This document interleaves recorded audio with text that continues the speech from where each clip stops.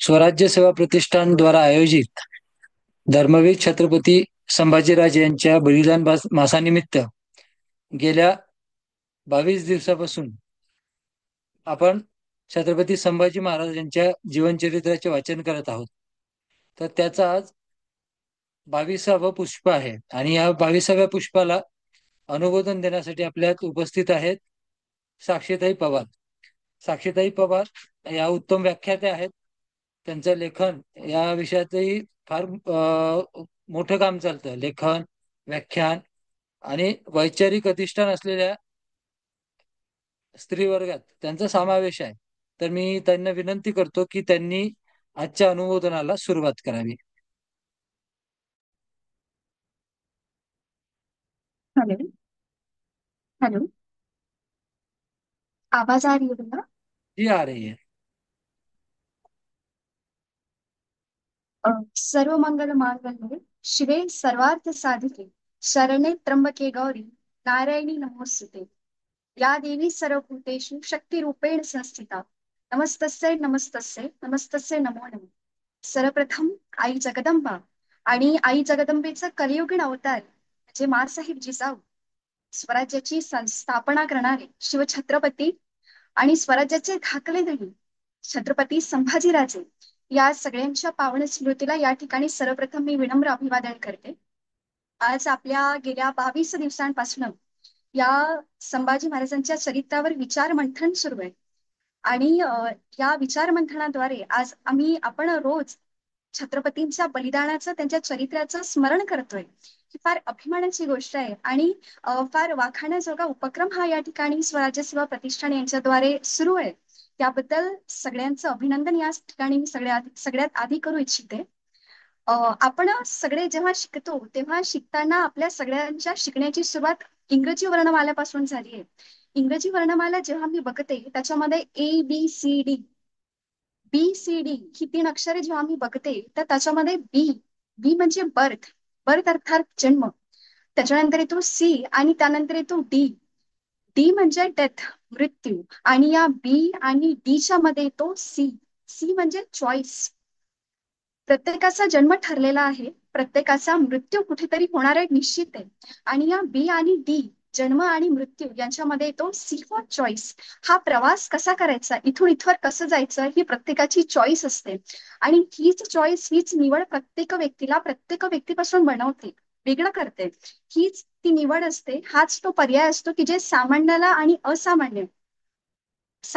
असामान्य बनवते. आणि असंच एक असामान्य चरित्र म्हणजे छत्रपती संभाजीराजे. असं म्हणतात की जो समाज आपला इतिहास विसरतो तो समाज आपला इतिहास पुन्हा घडवू शकत नाही. अगदी खरंय. इतिहास वाचावा, का वाचावा? कारण आपण जो इतिहास वाचतो, इतिहास वाचल्यानंतर सर्वात आधी तर इतिहासात ज्या काही चुका घडल्या आहेत त्या चुका पुन्हा घडवू नये यासाठी इतिहास वाचावा लागतो. आणि दुसरी सगळ्यात महत्वाची गोष्ट म्हणजे भारताचा इतिहास, आमच्या थोर पुरुषांचा इतिहास फक्त इतिहास म्हणून वाचण्यासाठी मर्यादित नाहीये. तो इतिहास आमच्यासाठी सदैव सदैव प्रेरणा आहे आणि प्रेरणादायक ठरलेला आहे. वादळात सापडलेल्या जहाजाला एक दीपस्तंभ जशी दिशा दाखवतो, अगदी तेच कार्य या थोर पुरुषांचं चरित्र आणि आमचा इतिहास आमच्या आयुष्यात करतो.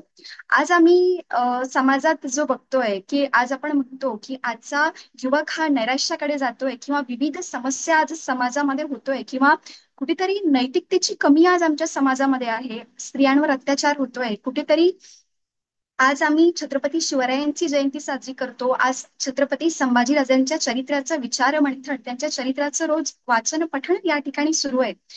पण इतकं सगळं असताना आज महाराष्ट्रातच स्त्रियांवर होणारे अत्याचार वाढतायत. खरंच आम्ही स्वतःला छत्रपती शिवरायांचे मावळे म्हणू शकतो का, हा प्रश्न मला कुठेतरी विचारावासा वाटतो. कारण आम्ही ज्या थोर पुरुषांच्या चरित्राचं पूजन करतो त्या चरित्रातील विचार आम्ही कुठेतरी आत्मसात केलेले नाही असं मला वाटतं.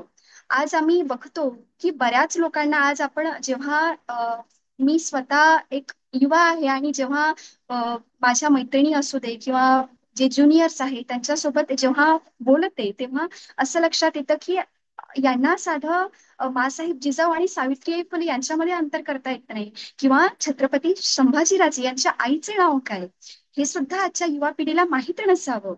ज्या छत्रपतींचं बलिदान म्हणजे छत्रपती संभाजीराजे हा शब्द जेव्हा मी उच्चारते, किंवा या थोर व्यक्तीचं चरित्र जेव्हा मी डोळ्यापुढे आणू इच्छिते, तेव्हा मला असं बलिदान आठवतं. इतिहासातलं असं बलिदान की जेव्हा मृत्यू देवता त्या ठिकाणी त्यांना घेण्यासाठी आली असेल, त्या मृत्यू देवता सुद्धा तिचे डोळे सुद्धा पाणावले असणार, आणि त्या मृत्यू देवतेने सुद्धा क्षणभर विचार केला असणार की मरण असावं तर असं. म्हणजे इतकं बलिदान त्या छत्रपती संभाजी महाराजांचं आहे. आणि त्यांचा इतिहास आजवर त्यांच्या विविध प्रकारे त्यांच्या चरित्रावर चिखल उडवण्याचा प्रयत्न विविध तथाकथित इतिहासकारांनी केलाय. त्यांचा खरा इतिहास अजूनपर्यंत आमच्या समोर आणू दिला नाही, किंवा आलेला नाही आहे.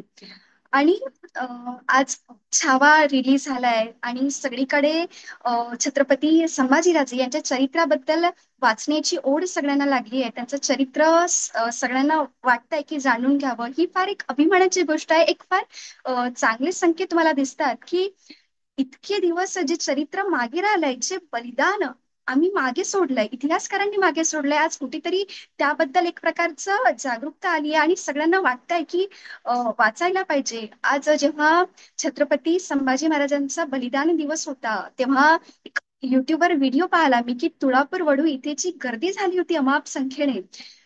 तर असं वाटतं की आज कुठेतरी संभाजी महाराजांचं जे बलिदान आहे, जे त्यांनी केलंय, कुठेतरी आज ती वेळ आली आहे की आज तो इतिहास आमच्या समोर पूर्णतः तर आला नाही, कारण एक 2.5 तासाचा सिनेमा जेव्हा आमच्या समोर येतो तेव्हा इतिहास नाही सांग त्यात नाही कळू शकत, किंवा सिनेमांच्या मार्फत जो इतिहास आम्हाला दाखवला जातो त्यातली प्रत्येक गोष्ट ही तितकीच खरी असेल असं नाही. पण जी गोष्ट आज आमच्या समोर उभी केली आहे, किंवा जो बलिदान आमच्या समोर छत्रपतींचं उभं केलंय, ही गोष्ट खरंच फार एक चांगले संकेत आमच्यासाठी आहेत. आपल्या एक 3 प्रकारच्या गोष्टी असतात. एक म्हणजे प्रकृती, की माझ्या वाटेला आलेला अन्नाचा घास मीच खायचा आणि दुसऱ्याच्या वाटेला आलेला अन्नाचा घास त्याला खाऊ द्यायचा, ही झाली प्रकृती. दुसऱ्याच्या वाटेला आलेला अन्नाचा घास सुद्धा मीच खायचा आणि माझ्या वाटेला आलेला अन्नाचा घास सुद्धा मीच खायचा, ही झाली विकृती. परंतु दुसऱ्याला गरज आहे यासाठी माझ्या वाटेला आलेला अन्नाचा घास सुद्धा मी दुसऱ्याला द्यावा, ही झाली संस्कृती. आणि अशा संस्कृतीचा महान मंगल आदर्श म्हणजे छत्रपती संभाजीराजे आहेत.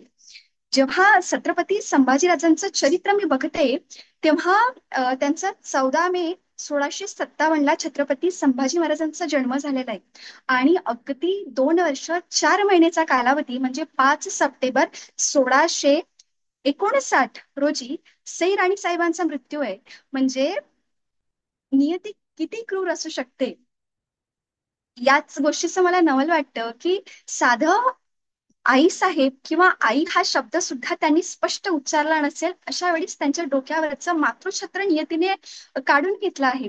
त्याच्यानंतर वयाच्या 8व्या वर्षी म्हणजे 1665 जेव्हा पुरंदरचा तह होतो, तेव्हा हे 8 वर्षाचे बाळ शंभूराजे मिर्झा राजे जयसिंगकडे ओलीस म्हणून राहतात. पुरंदरचा तह होतो तेव्हा.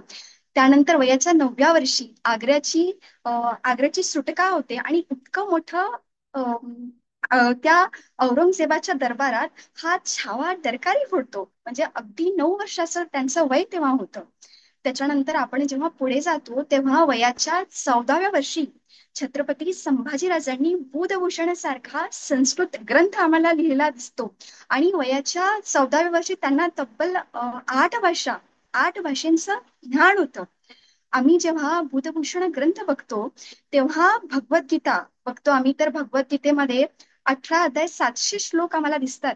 परंतु जेव्हा मी बुधभूषण ग्रंथ बघते तेव्हा त्या बुधभूषण ग्रंथामध्ये जवळपास 883 श्लोक आहे. म्हणजे जेव्हा मी बघते की आणि ग्रंथ पण आमच्या मराठीत लिहिला नाही किंवा सर्वसामान्य भाषेत लिहिलेला नाही, ग्रंथ संस्कृत मध्ये लिहिले आहेत. त्या धर्मवीर संभाजीराजांना संस्कृत पंडित असंच म्हटलं गेलं नाही. म्हणजे वयाच्या 14व्या वर्षी एक युवा संस्कृतमध्ये ग्रंथ लिहितो. आणि त्यांनी जेव्हा त्या ग्रंथ लिहिलाय बुधभूषण ग्रंथ, त्या बुधभूषण ग्रंथामध्ये त्यांनी वयाच्या 14व्या वर्षी 7 दोष नमूद केले आहे की हे 7 दोष एका राजाच्या ठायी नसायला पाहिजे. मग ते दोष कुठले कुठले आहेत?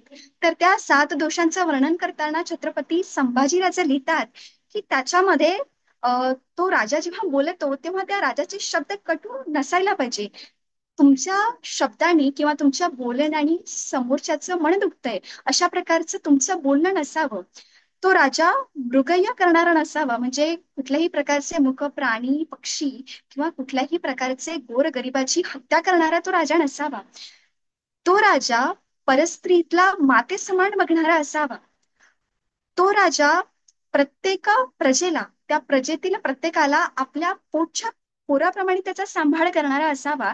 म्हणजे वयाच्या 14व्या वर्षी त्या राजाचा एक युवा म्हणून जेव्हा मी बघते तेव्हा इतका व्यापक दृष्टिकोन असावा, ही गोष्टच मला या गोष्टीचं नवल वाटतं. आम्ही जेव्हा मुघल साम्राज्य बघतो तेव्हा त्या मुघल साम्राज्याची प्रामुख्याने 3 वैशिष्ट्ये होती.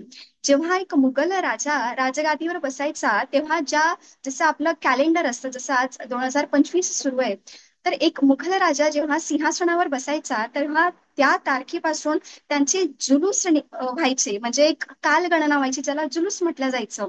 त्याच्यानंतर एक बादशाह जेव्हा त्या सिंहासनावर बसायचा तेव्हा त्याच्या नावाने सुवर्ण नाणी पाडली जायची, सोन्याची नाणी पाडली जायची. आणि त्या मुघल बादशाहचे अल्ताप गायले जायचे.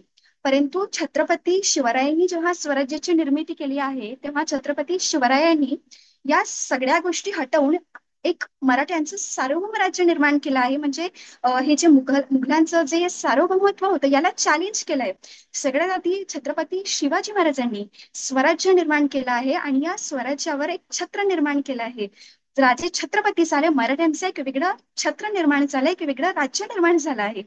आणि त्याच्यानंतर छत्रपती शिवरायांनी होण नावाची, होण असू दे शिवराई असू दे, होण ही सुवर्ण मुद्रा काढली आहे. आणि त्याच्यानंतर जेव्हा शिवराज्याभिषेक झाला आहे, शिवराज्याभिषेक झाल्यानंतर एक राज्याभिषेक छत्रपती शिवरायांनी सुरू केलाय ज्याला आपण शिवशक असं म्हणतो. म्हणजे हे सगळं जे मुघल सार्वभौमत्व होतं, हे सगळं मुघल सार्वभौमत्वाला बाजूला सारून मराठ्यांचे एक वेगळं सार्वभौमत्व निर्माण करण्यासाठी महाराजांनी एक वेगळं स्वराज्य निर्माण केलं आहे. आपण असं म्हणतो की एक राजा जेव्हा राज्य करतो तेव्हा त्या राजा राज्य करतो त्याचं एक एम असतं, त्याचं एक ध्येय असतं. जसं आपण मुघल बादशाह औरंगजेबाला बघतो, तर एक मुघलांचं एकछत्री राज्य निर्माण करणं, संपूर्ण हिंदुस्थानभर त्यांचं राज्य निर्माण करणं, असं त्याचं ध्येय होतं. जो नेपोलियन बोनापार्ट होता तर त्याला एक संपूर्ण विश्वावर राज्य करायचं होतं, त्याला जगज्जेता बनायचं होतं.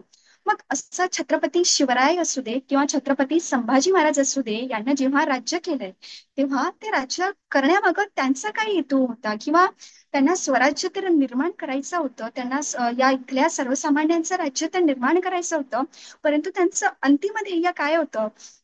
तर ज्या प्रकारे छत्रपती शिवरायांची एक राजमुद्रा होती त्याच प्रकारे छत्रपती संभाजी महाराजांची सुद्धा राजमुद्रा होती. आणि ती राजमुद्रा जेव्हा मी बघते तेव्हा पिंपळाच्या पाण्याच्या आकाराची ती राजमुद्रा होती. त्या राजमुद्रेला 16 बुरुज होती. आणि त्या राजमुद्रेवर काही संस्कृतमध्ये मजकूर कोरलेला होता की ज्याचा अर्थ असा होतो की सूर्याच्या तेजाप्रमाणे तळपणारं हे शिवपुत्र आहे.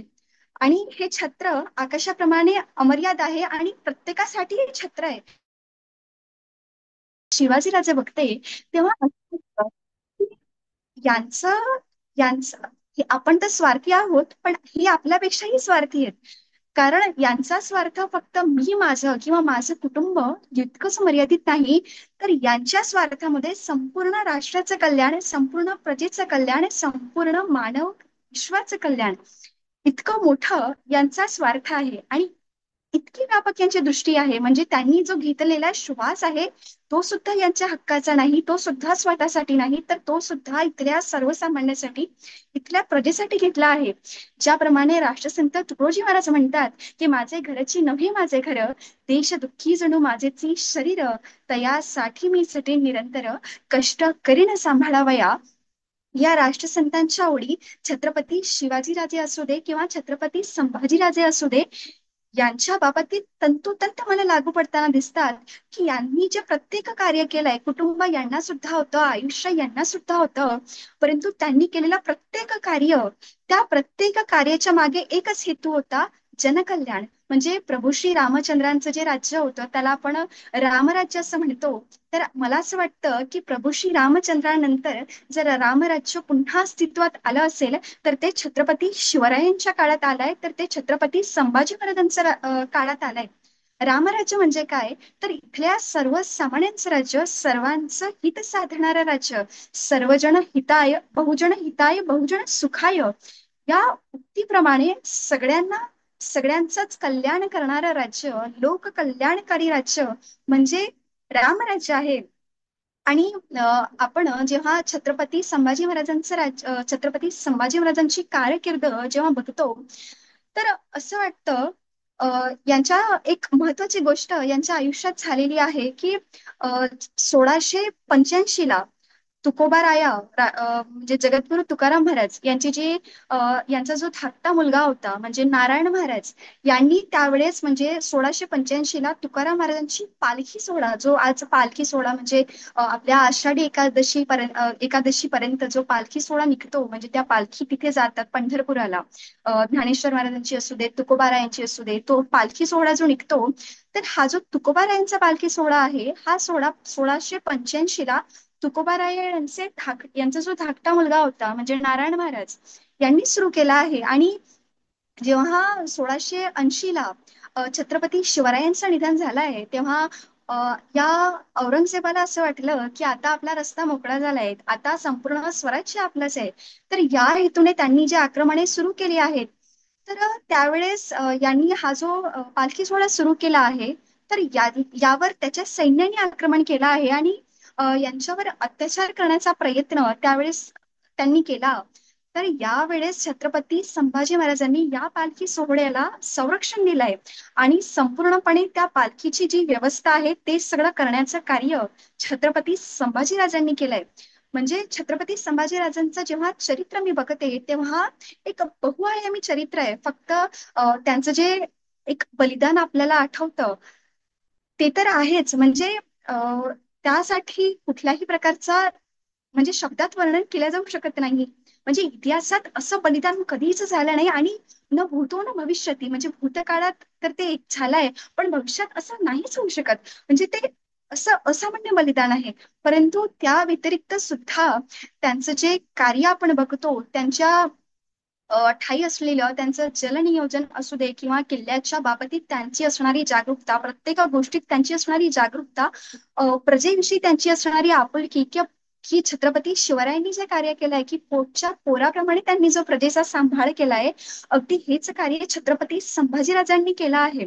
म्हणजे छत्रपती शिवरायांचा जेव्हा राज्याभिषेक सोहळा झालाय, त्या राज्याभिषेक सोहळा झाल्यानंतर म्हणजे त्यावेळेस छत्रपती संभाजीराजे जवळपास 17 वर्षाचे असणार. तर त्यांच्या छत्रपती शिवाजी महाराजांच्या दरबारात जी काही मंडळी होती, तर ती एक तक्रार घेऊन छत्रपती शिवरायांकडे जातात. म्हणजे एक आपण एक कल्पना करू शकतो की एक राजा आणि राजपुत्र या गोष्टी जेव्हा माझ्या एक कुठलाही एक राजा आणि राजपुत्र या गोष्टी जेव्हा आपण कल्पना करतो, तर राजाचा राजपुत्र म्हटल्यानंतर त्याला सगळ्या प्रकारच्या सोयी सुविधा त्याच्या ठिकाणी असतात आणि एक प्रकारची VIP ट्रीटमेंट असते त्याला, की त्याला कुठल्याही प्रकारचं दुःख त्याला माहित नसतं. ऊन वारा पाऊस म्हणजे बाकीच्या गोष्टी त्याला माहिती नसतात आणि तो राजाचा पुत्र म्हटल्यानंतर त्याचा जो एक व्यवहार आहे किंवा तो ज्यांच्यामध्ये राहील, तर सगळ्या उच्चभ्रू मंडळीमध्ये त्याचं वावरणं या सगळ्या गोष्टी असतात. तर याच बाबतीत छत्रपती शिवरायांकडे काही मंडळी छत्रपती संभाजी महाराजांची तक्रार करायला गेली की की शंभूराजे जे आहे तर ते सर्वसामान्य नागरिकांमध्ये किंवा त्या तत्कालीन काळात जे काही नीच जाती समजल्या जायच्या अशा प्रकारच्या लोकांमध्ये ते वावरत आहेत, ते विविध प्रकारच्या लोकांमध्ये राहत आहेत.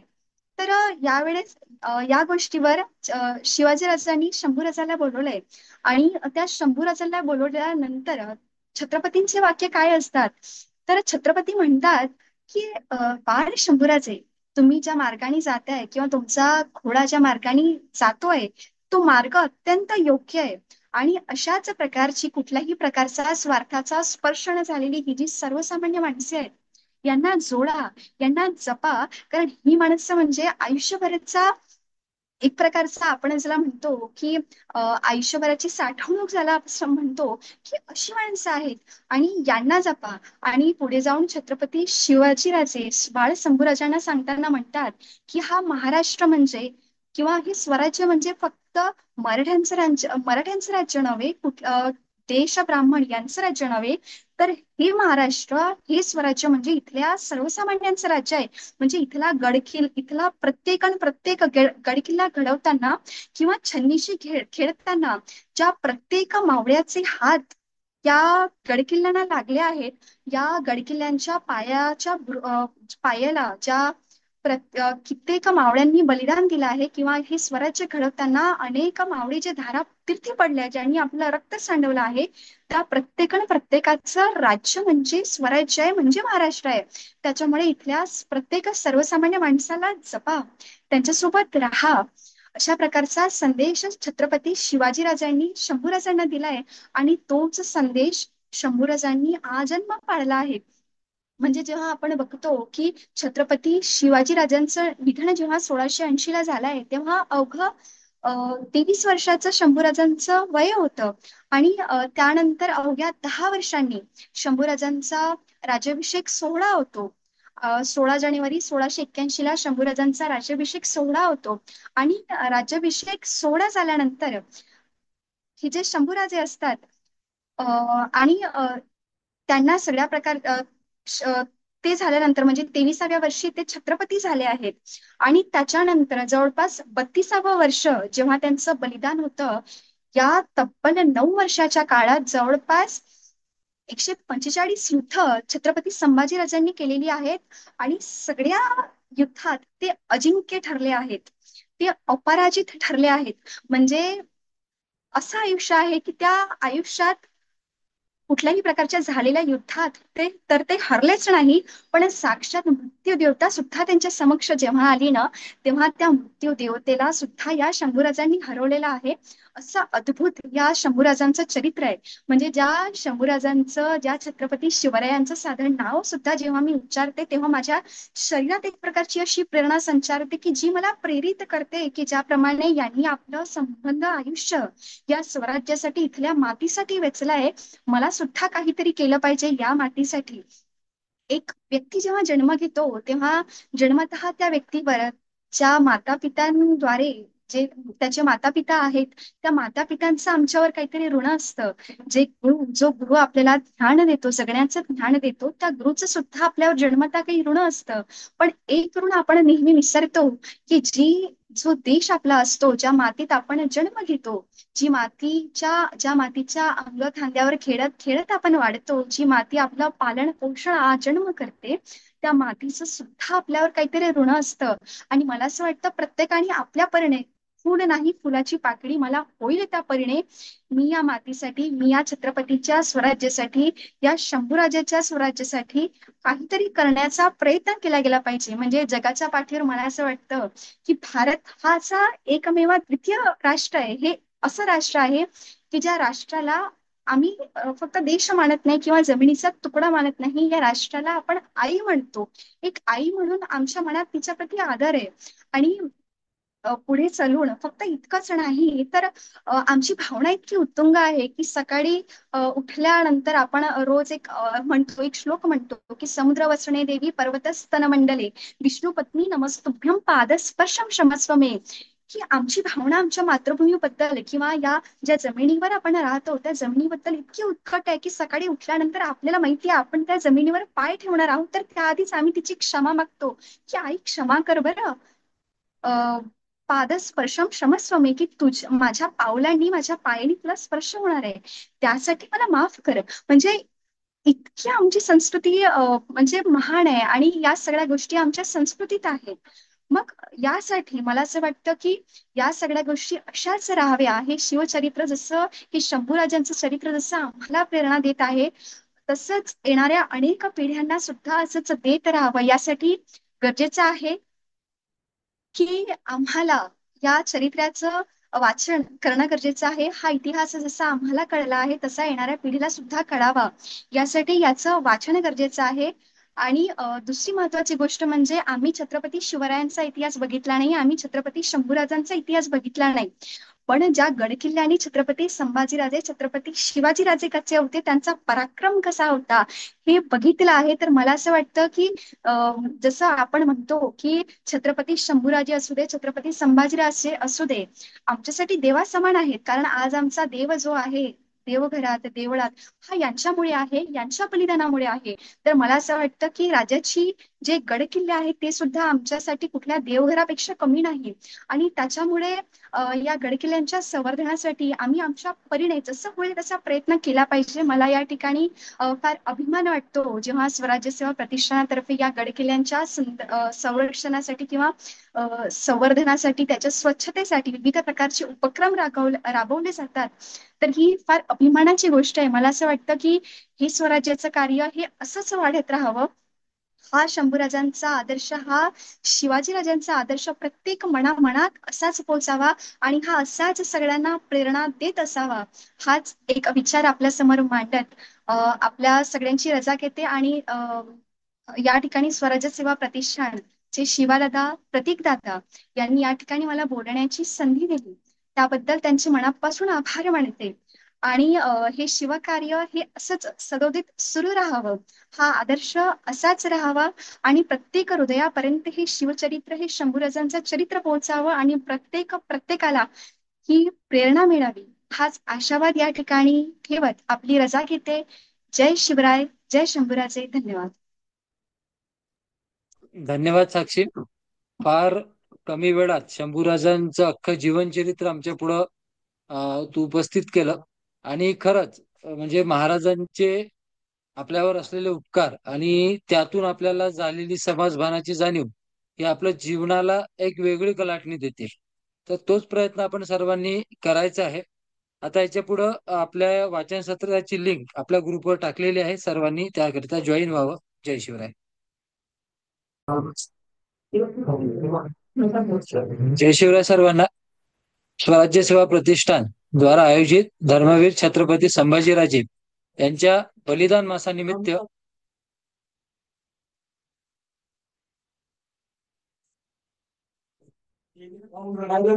जय शिवराय दादा. प्रतीक दादा, तुमचा आवाज कट होतोय. येतोय आता? दादा, तुमचा आवाज कट होतोय.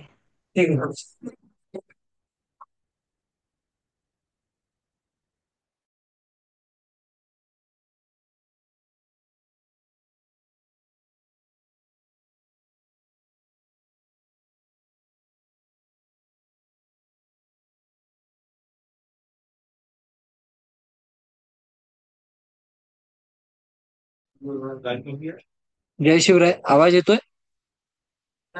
हो दादा, येतोय. जय शिवराय. हा.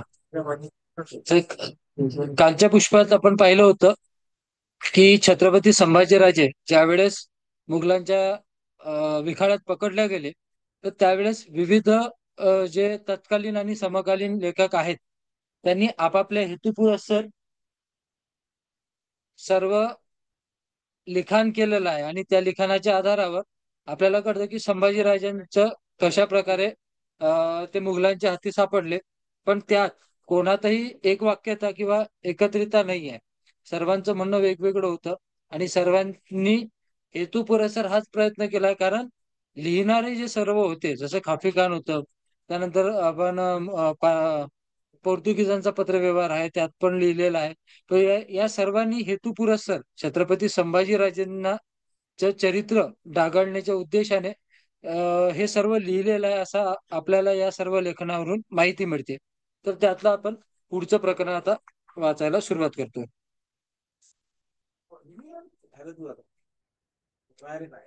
छत्रपती संभाजी महाराज बरोबर फौज होती, त्यांच्यापैकी बहुसंख्य सारे फरार झालेले होते.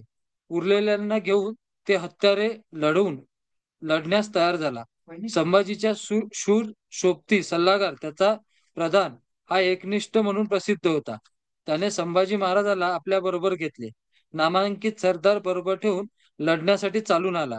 लढाईच्या सुरुवातीस त्याचा कलशाच्या हाताला बाण लागला, त्यामुळे त्याचा उजवा हात निकामी झाला. तो घोड्यावरून खाली आला आणि ओरडून म्हणाला, मी मागे राहिलो. संभाजी महाराज पळून जाण्याच्या विचारात होते. त्याने त्यांनी घोड्यावरून उडी घेतली. ते म्हणाले, पंडितजी मी थांबतो. 4-5 मराठे मारले गेले, बाकी सर्व पडून गेले. कवी कलश कैद झाले. दैव उलटले. संभाजी महाराज एका देवळाच्या आश्रयाला गेले. तेथे ते कोंडून घेऊन लपले. मुघलांनी त्यांचा शोध केला. त्यांनी संभाजी महाराजांचा पत्ता लागला. तो निष ते निष्फळ धडपड करू लागले होते. शेवटी त्यांच्या लोकांपैकी काही मारले गेले. नंतर संभाजी महाराज आणि त्यांची बायका मुले, लहान मुलगा, 2 पत्नी यापैकी कोणीच तेथे नव्हते. काही आप्त आणि काही मातब्बर सोबती अशी मंडळी होती. एक रामराजे त्यात नव्हते. हे बरोबर आहे, कारण ते एका किल्ल्यात बंधनात होते. मुघलांनी सर्वचे हात बांधले. त्यांचे केस धरून ओढत त्यांना मुकर्रब खानच्या हत्तीपाशी नेण्यात आले. तोपर्यंत संभाजीराजांनी आपले केस काढून टाकले होते. अंगाला राख फासली होती आणि वेश बदलला होता. पण त्याच्या वस्त्रातील मोत्याची माळ होती. मुघलांनी संभाजीराजांचा घोडा सापडला. त्यांच्या पायात सोन्याचे तोडे होते. यावरून त्यांनी संभाजीराजेला ओळखले. संभाजीराजे पकडले गेले तेव्हा खाफी खान कोठे होता हे माहीत नाही. मुघलांनी 1682 साली रामशेजला वेढा घातला. त्यावेळी तो मुघलांच्या छावणीत होता. त्यानंतर 1689 साली रायगड जिंकला तेव्हा तो अब्दुल जकारच्या मदतगार म्हणून रायगड येथे होता. 1690 ते 93 त्याने वर दिलेली हकीकत संभाजीराजांच्या मृत्यूनंतर 44 वर्षांनी लिहिलेली आहे. संभाजीराजे रायगडवरून खेळण्यास आले हे खाफी सांगत नाही. तो शिर्के यांचा बंदोबस्त करण्यासाठी संगमेश्वरला गेले होते.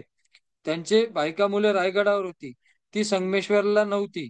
संगमेश्वर अवघड जागी वसलेला आहे एवढे त्याचे वर्णन आणि राजाराम महाराज नजर कैदेत होते हे त्यांचे विधान बरोबर आहे. दारूच्या धुंदीत आणि विलासात राजे दंग होते याची माहिती अतिशयोक्तीत जमा केली पाहिजे. शेवटच्या प्रसंगाची माहिती ऐकीव आहे असे म्हणतात की त्याच्या या विधानावरून ते उघड होते. भीमसेन सक्सेना हा 1689 साली बहादूरगडाच्या छावणीत होता. तो 1686 ते 88 पर्यंत नळदुर्ग येथे नोकरीत होता. त्यानंतर तो मुघल छावणीत आला. त्यामुळे त्याने दिलेली माहिती विचार करणे आवश्यक आहे. भीमसेन सक्सेना म्हणतो, रायगडला जाण्याचे संभाजी महाराजांनी ठरवले होते. त्यासाठी त्यांनी आपले कुटुंबीय आणि सैन्य पुढे रवाना केले.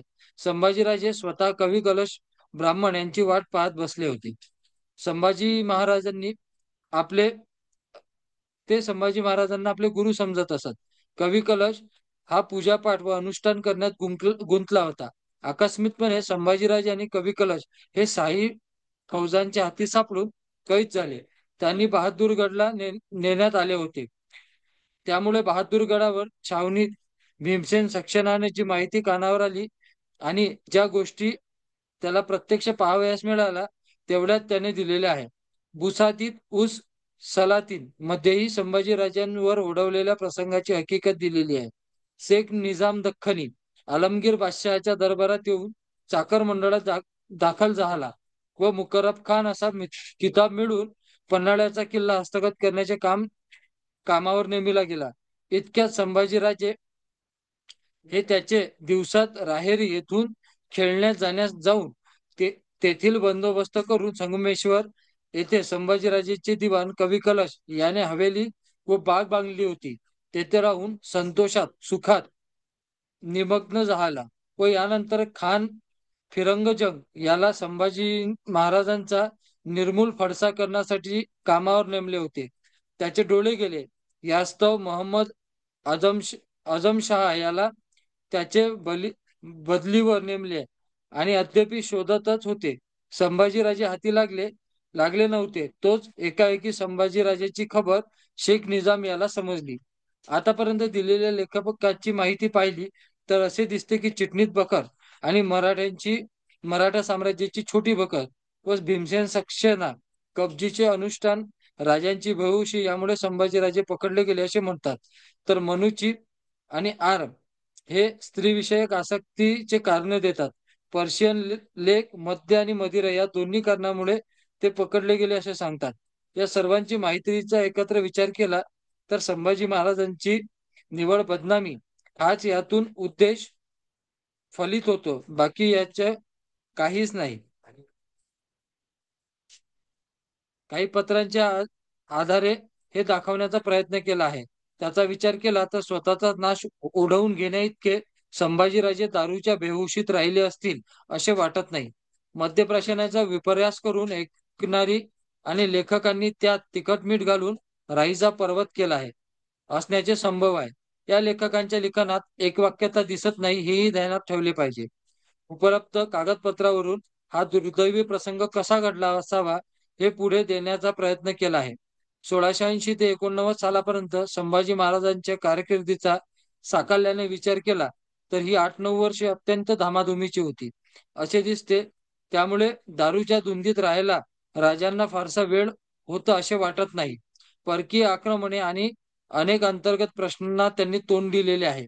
ते पकडले जाण्यापूर्वी काही महिने त्यांच्या नातेवाईकांनी बंद केल्यामुळे बराच मानसिक त्रास त्यांना झाला असावा. गोवळकोंडा आणि बिजापूर पडल्यानंतर औरंगजेब मराठी राज्यावर सर्व शक्ती केंद्रित करणार हे उघड होते. अनेक मराठी वीर मृत्युमुखी पडले. सैन्यशक्ती कमी होऊन राज्यकारभारात पैशाची चणचण भासू लागली होती. त्यातच नातेवाईकांच्या बंडखोरीमुळे राजे वैतागून गेले असतील तर नवल नाही. अशा अत्यंत आणीबाणीच्या काळात ते निराश झाले असेही संभवनीय मानले गेले पाहिजे. ते मुळात दारू पीत नसतील तर असे त्यांच्या बाबतीत लिहिणे हे सपशेल खोटे लिहिल्यासारखे वाटते. शिर्के आणि कवी कलश यांचे भांडण विकोपाला गेले नसते तर कदाचित संभाजीराजांनी रायगड सोडला नसता आणि शेवटची निर्गुण हत्येचा प्रसंगही त्यांच्यावर ओढवला नसता. इतिहास काय किंवा व्यवहारात काय, जर आणि तर चे विचार मनात येणे स्वाभाविक असले तरी त्यामुळे प्रत्यक्ष ओढवलेले संकट चुकत नाही. संगमेश्वर सारखे अवघड आणि दुर्गम खोल जागी राजे पकडले गेले हे खरे असले तरी या स्थळाच्या वर्णनावरून ते पुरेसे सावध नव्हते. त्या ठिकाणी संरक्षणाची पुरेशी साधने नव्हती असे दिसते.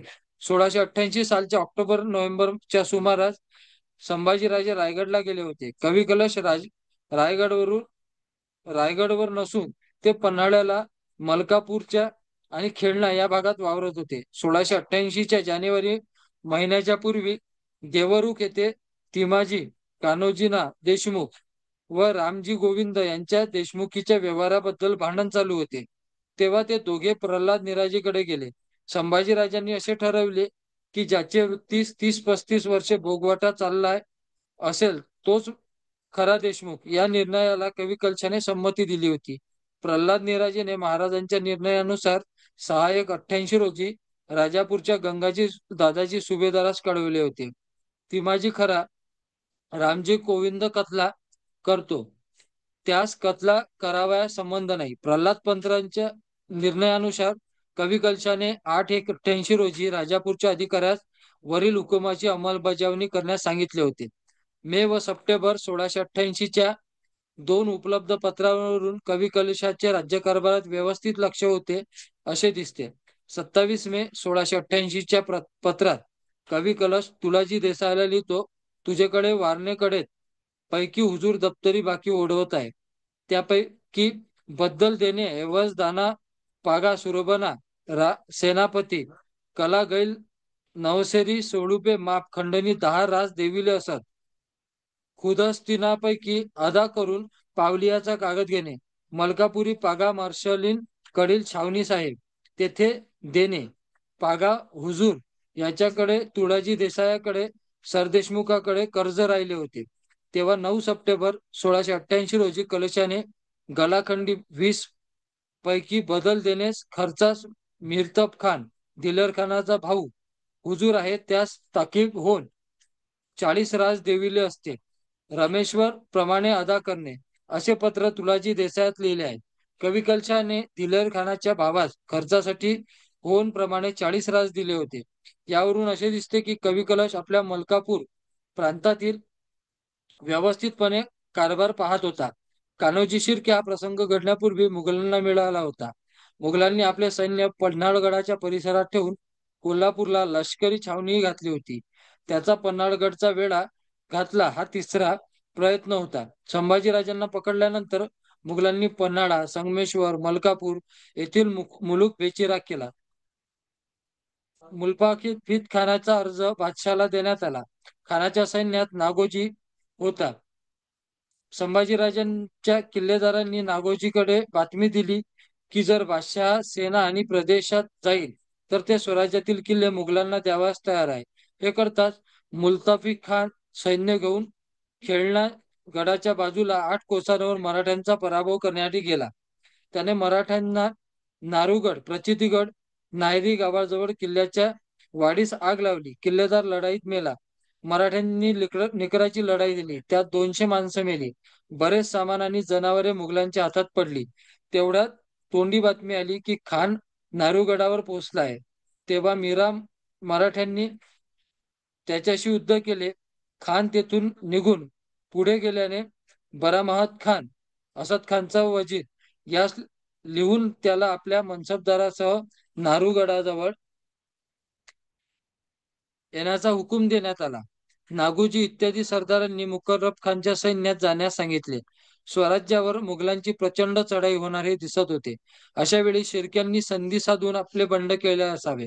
ऑक्टोबर-नोव्हेंबर 1688 मध्ये कवी कलश आणि शिर्के यांच्यात काहीतरी भांडण उपस्थित झाले. नेमके काय झाले असावे याची माहिती मिळत नाही. जेदेशे कावलीत 1610 कार्तिक मध्ये कवी कलश याजवर शिर्के पारखे झाले. कलश पळून खेळणीयावर गेला अशी नोंद आहे. बखरीत म्हटल्याप्रमाणे शिर्के मंडळींनी शाहूला गादीवर बसवण्याचा कट केला असल्या त्याला कवी कलशाचा विरोध असावा. त्यामुळे शिर्के रागावल्यामुळे कलश घाबरून खेळणा गडावर गेला असावा.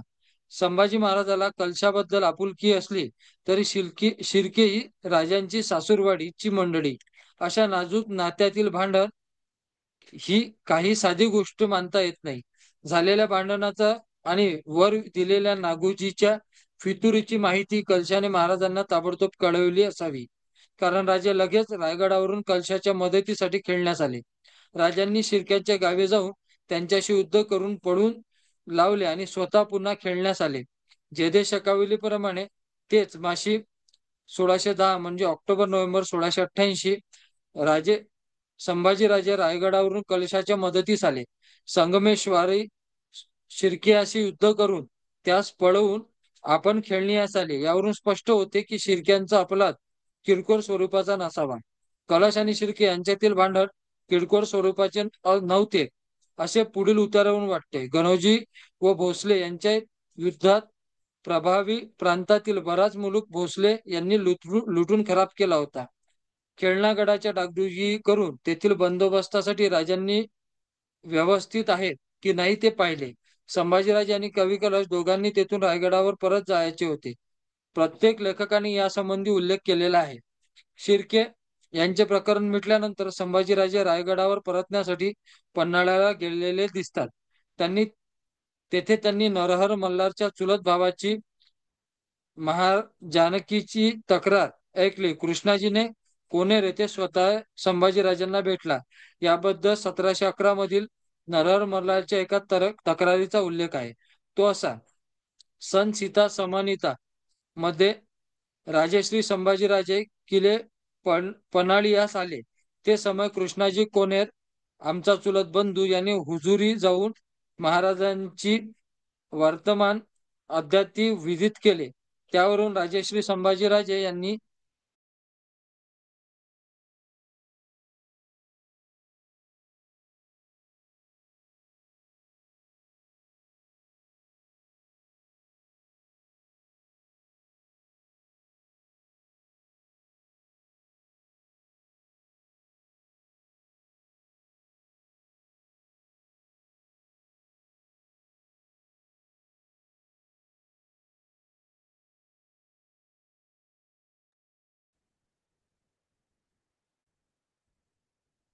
म्यूट मध्ये आहे.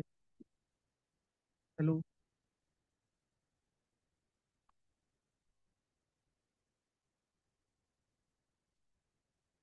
हॅलो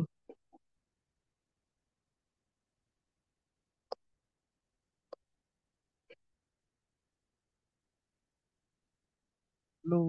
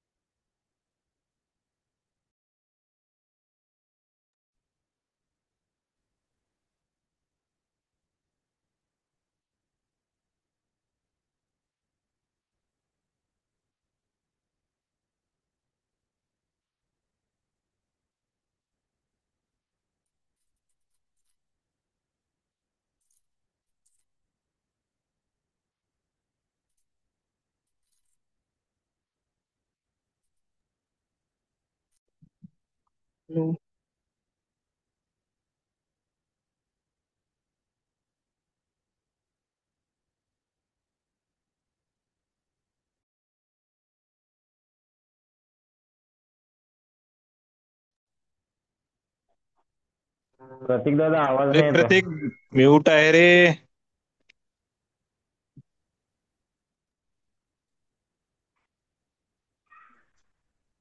शिर्क्याचा बंदोबस्त करून राजे पन्हाळ्यास गेले. एक तेथून ते रायगडावर वाच, जाणार. आवाज येतोय?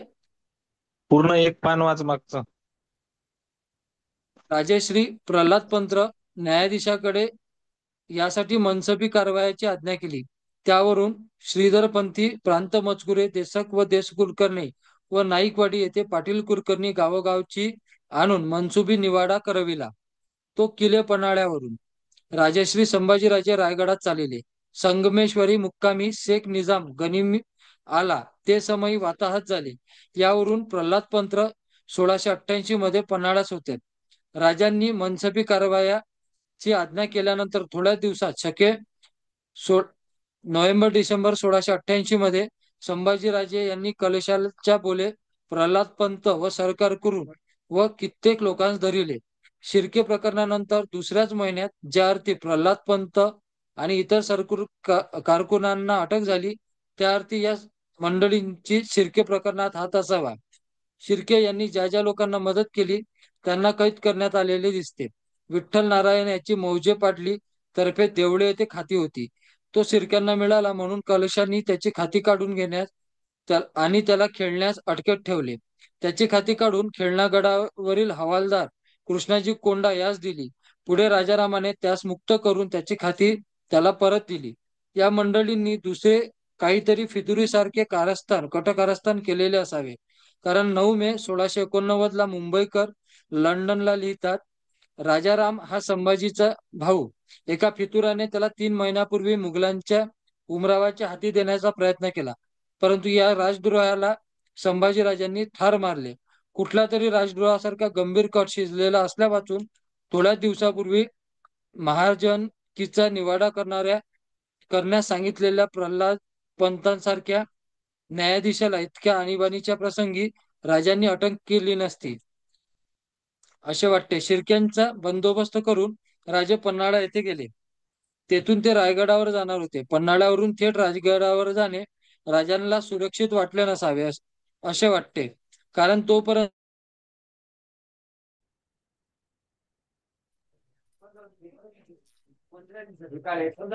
जय शिवराय. आवाज येतोय?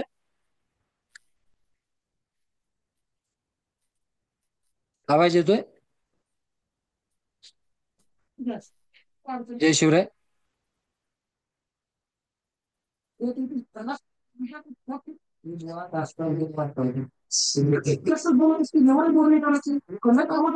आज चिखलदरा येथे मोहिमेसाठी आलो असल्यामुळे थोडा नेटवर्कचा इश्यू उद्भवत आहे.